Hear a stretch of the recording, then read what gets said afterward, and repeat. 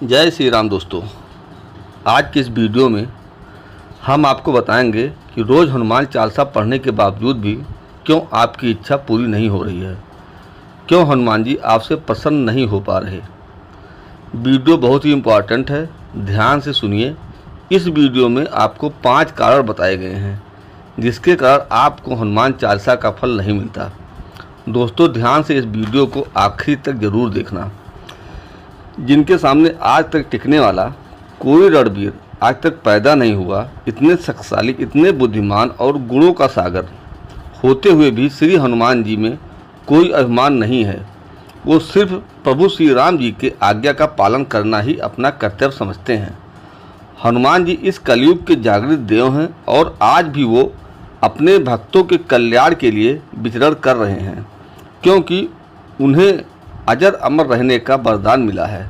हमारे देश में बहुत ज़्यादा मंदिर भी श्री हनुमान जी के ही हैं, यहाँ तक कि प्रभु श्री राम जी के मंदिरों से भी ज़्यादा ऐसा कोई गांव व शहर नहीं है जहाँ बजरंग बली का मंदिर ना हो।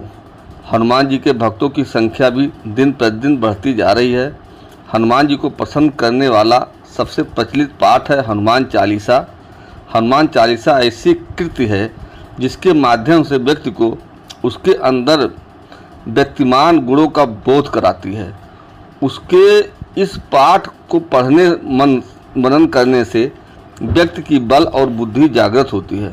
हनुमान चालीसा का पाठ करने से व्यक्ति खुद अपनी शक्ति और भक्ति, अपने कर्तव्य का आकलन अपने आप कर सकता है। लेकिन कई भक्तों को उनकी आराधना के बाद भी लाभ नहीं होता है। वह नित्य हमेशा हनुमान चालीसा का पाठ करते हैं पर उन्हें प्रभु की कृपा प्राप्त नहीं होती है। ऐसा क्यों होता है? ऐसी कौन सी गलती हो रही है आपसे जिससे आपको श्री हनुमान चालीसा का फल नहीं मिल पा रहा है? आज मैं बात करूंगा 5 सबसे बड़े कारण जिसकी वजह से आपको भी श्री हनुमान चालीसा का फल नहीं मिलता है या प्रभु की कृपा आपको प्राप्त नहीं होती। तो ध्यान से इस 5 कारणों को जरूर सुनना ताकि आप एक भी महत्वपूर्ण शब्द मिस न कर सकें। प्रथम सबसे पहला कारण स्वार्थ की भक्ति। दोस्तों हर इंसान दुख के समय में प्रभु की शरण में जाता है। इसका मतलब ये नहीं कि उसकी भक्ति में स्वार्थ छिपा है। यहीं पर लोग घबरा जाते हैं, क्योंकि दुख के समय पर हर कोई ईश्वर से कुछ न कुछ मांगता जरूर है। उदाहरण के तौर पर अगर कोई व्यक्ति दुख के समय पर प्रभु की शरण में जाता है तो सच्ची भक्ति करता है, अपने आप को उनके लिए समर्पित भी करता है और प्रभु उसकी भक्ति से प्रसन्न होकर उसकी सारी तकलीफ दूर भी करते हैं। लेकिन सब कुछ अच्छा होने के बाद अक्सर व्यक्ति प्रभु से दूर हो जाता है, पूजा पाठ और सच्चे मन वाली भक्ति ही बंद कर देता है। तब जाकर आप कह सकते हैं कि उसकी भक्ति में स्वार्थ छिपा था। इसलिए कहता हूँ, दुख के समय तो हर कोई ईश्वर को याद करता है, लेकिन सुख में भी जो प्रभु से निकट रहे और उनके लिए समर्पित रहे उसे निस्वार्थ भक्ति कहते हैं। दूसरा कारण बुरे कर्म।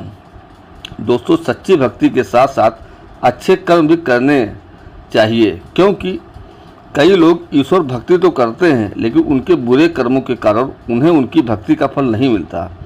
आप ही सोचिए, एक तरफ आप मंदिर में या घर में बैठकर पूजा पाठ कर रहे हों और दूसरी तरफ आप जानबूझकर कोई पाप कर रहे हों, जैसे किसी निर्दोष को तकलीफ पहुंचाना, किसी का धन हड़प लेना, किसी को बुरे कर्म करने के लिए प्रेरित करना, किसी स्त्री पर बुरी नज़र रखना। उसके बावजूद आप कैसे सोच सकते हैं कि ईश्वर आपकी प्रार्थना सुनेंगे? एक बात जरूर याद रखना, ईश्वर न दंड देता है न माफ़ करता है। कर्म का फल हमारे सुख दुख का कारण बनता है। तीसरा कारण संकल्प पूरा न करना। जब हम तकलीफ में होते हैं तो उस तकलीफ से बाहर आने के लिए हम हर एक प्रयास करते हैं, चाहे पूजा पाठ हो, व्रत रखना हो या संकल्प हो। समय ही ऐसा होता है, हम सब कुछ करते हैं, लेकिन ऐसे कुछ लोग होते हैं जिनमें या तो धीरज की कमी होती है या तो प्रभु के प्रति अटूट विश्वास की कमी होती है या फिर उनका मन कहीं भटक जाता है, जिसके कारण वो प्रभु के सामने किया हुआ संकल्प भूल जाते हैं या अधूरा छोड़ देते हैं। ऐसा बिल्कुल भी ना करें, अपने संकल्प को पूरा करें। अगर घर से सूतक हो या फिर महिला भक्तों को मासिक धर्म की समस्या हो तो सूतक खत्म होने के बाद संकल्प जारी रखते हुए इसे पूरा कर सकते हैं। चौथा कारण है प्रभु से एक चित होना। दोस्तों, कई लोग की एक आदत होती है कि पूजा ईश्वर का ध्यान करते समय दूसरे विचारों में खोए रहते हैं। कोई अपने बिजनेस के बारे में सोचता है तो कोई अपने रिलेशनशिप के बारे में, या ये यूँ कहें लोग अपने अपने टेंशन में ही खोए रहते हैं। वो सिर्फ फॉर्मेलिटी के लिए ही पूजा पाठ करते हैं या जाप करते हैं। अब आप ही बताइए, यदि हम प्रभु से एक चित ना हो तो हमारी भक्ति में ही तृप्तता नहीं है, हम सच्चे दिल से भक्ति नहीं करते, तो भला प्रभु हम पर अपनी कृपा क्यों करेंगे। दोस्तों, हम समझ सकते हैं कि हम अपने विचारों को बंद नहीं कर सकते, लेकिन ध्यान और मेडिटेशन करके हम अपने विचारों को कंट्रोल कर सकते हैं और एक जगह केंद्रित कर सकते हैं। हमसे सिर्फ हनुमान जी या किसी भी देवता का पाठ क्यों न करें, अपने मन को प्रभु के प्रति समर्पित रखें। जो भी पाठ करें उसका महत्व समझें, सच्चे दिल से पाठ करें, फिर देखना प्रभु की कृपा आप पर जरूर होगी। पांचवा सबसे महत्वपूर्ण कारण नियमों का पालन ना करना। दोस्तों, कई लोगों की सबसे बड़ी समस्या है कि हमारे शास्त्रों में बताए गए भक्ति के नियमों का पालन नहीं करते। वह सब बस अपने ही कंफर्ट जोन में रहकर सब कुछ करना चाहते हैं, और जब प्रभु की गुण प्राप्त नहीं होती तो वही सबसे पहले इंसान होते हैं जो भगवान को कोसते हैं, खुद निगेटिव होते हैं और दूसरों को भी निगेटिव रखते हैं। अब आप ही बताइए, कौन समझाए ऐसे लोगों को। असली कंफर्ट जोन तो प्रभु की भक्ति में है, बाकी तो सब मोह माया है।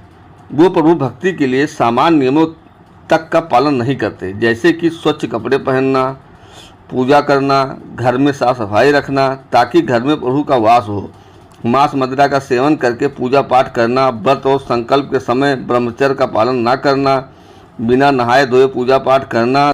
दोस्तों, आप सभी से ये विनती है, कठिन नियम ना सही लेकिन रोज़मर्रा के जीवन में सामान्य नियमों का पालन तो करें जो कि हमारे हाथ में है। आज कई लोगों को उनके सवालों के जवाब मिल गए होंगे।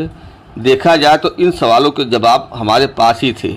हर इंसान खुद अपनी गलती को जानता है, एक आप ही हैं जो अपनी गलती को सुधार सकते हैं। बस नियमों को भूलना नहीं, हमेशा अच्छे कर्म करते रहें, फिर देखना श्री हनुमान जी की कृपा आप पर जरूर होगी।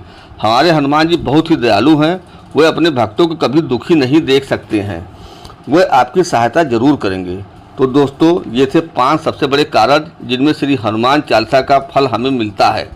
अगर आपको वीडियो अच्छी लगे तो वीडियो को लाइक ज़रूर करना और ज़्यादा से ज़्यादा अपने दोस्तों या रिश्तेदारों में शेयर करें ताकि उन्हें भी हनुमान चालीसा के पाठ से संबंधित सारी जानकारी मिल सके। जय श्री राम दोस्तों।